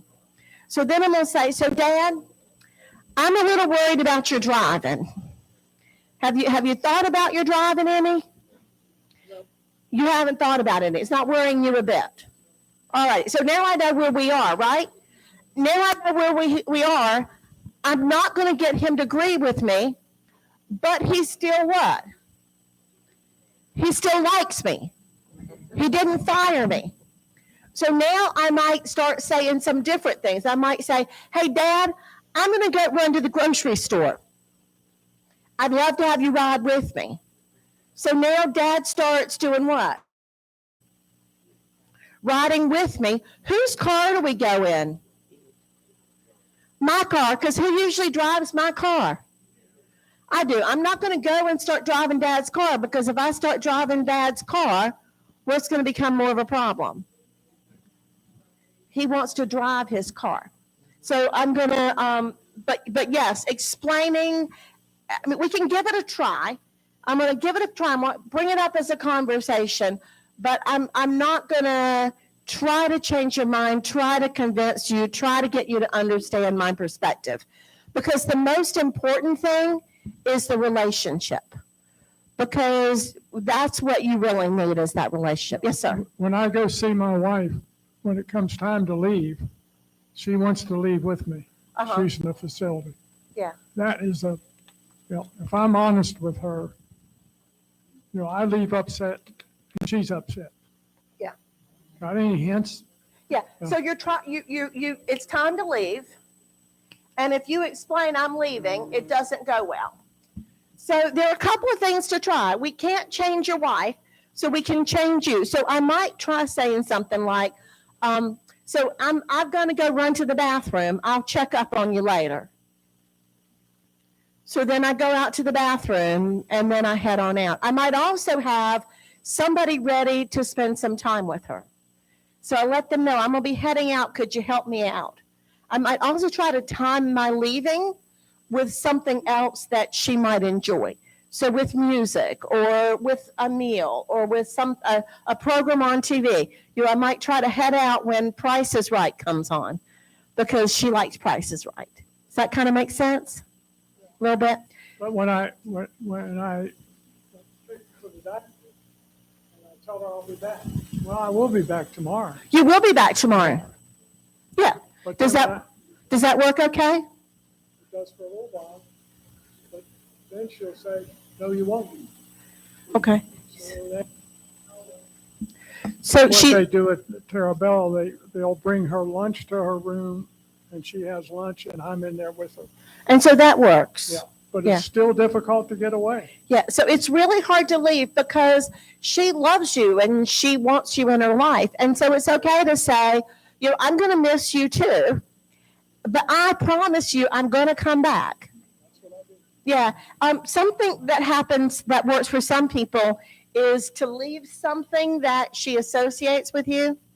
So some people will leave like a sweater or leave a jacket, or I'm going to come back and get my sweater. You hold on to my jacket, I'm going to come back to get it. So then she's got something that's yours, and that sometimes will work too. Well, people are headed out. I am really way over time. I want to say thank you for inviting me. Thank you for coming. Everyone's enjoyed it as they're leaving. They say thank you so much for the great information, but they have appointments to get to. But thank you so much for driving all the way down here, Melanie. A nice round of applause for Melanie. Thank you. And a nice round of applause again for Tarabella for providing the refreshments today. And I hope you guys drive safe and have a wonderful day. Thank you so much.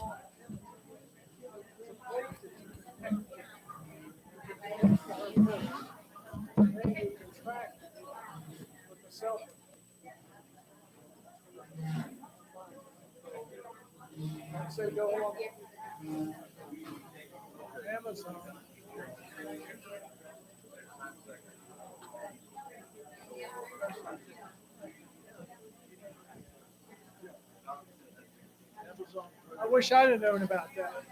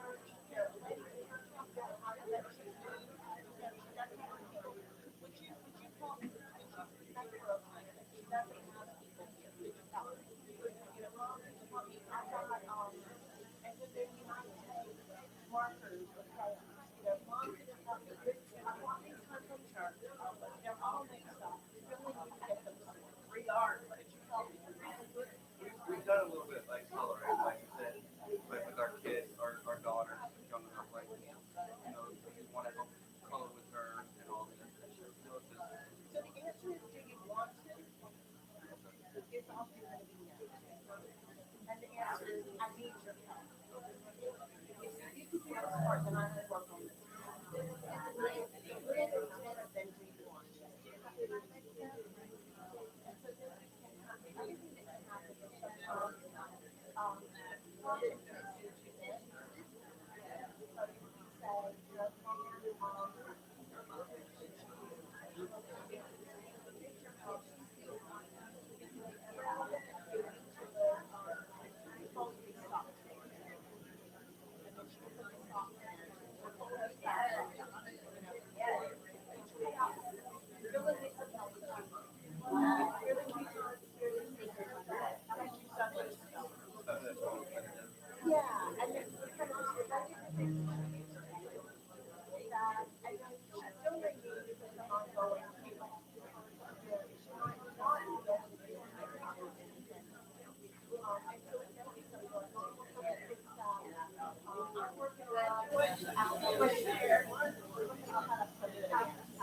And then she's got a banana, she's got a box of nice, and she can do